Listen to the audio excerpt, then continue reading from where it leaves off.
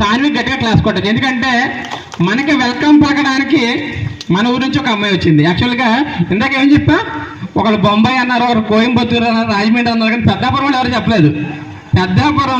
పెద్దాపురంలో మన బంధువులందరినీ పిలవడానికి మన ఊరు అమ్మాయి మనకు స్వాగతం పలికింది. కొడవటి ఎవరమ్మా? నా తాతయ్య పేరు వెంకట్రావు. కొడవట వెంకట్రావు గారు వచ్చారండి ఇక్కడికి.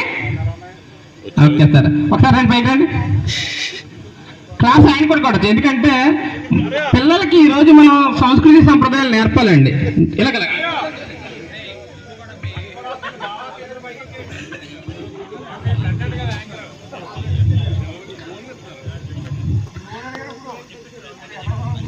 Okay okay, cap తీసేస్తారండి. అసలు మేము కూడా మమ్మల్ని చూస్తాం. ఇది గారితో మన వల్ల చిన్న స్టెప్ వేస్తుంది. నేనేంటాను పాడుతారా? ఓకే, చూసారా? అది ఏమండి, నిజంగా కూడా మనలో ప్రతి మనిషిలో టాలెంట్ ఉంటుంది. కానీ ఏంటంటే మనం ఏంటంటే నాకెందుకులే అనుకుంటాం. ఇలాంటి సందర్భాల్లో మన ఊర్లో మన టాలెంట్ నిరూపించుకోవచ్చు. మన పండగ మన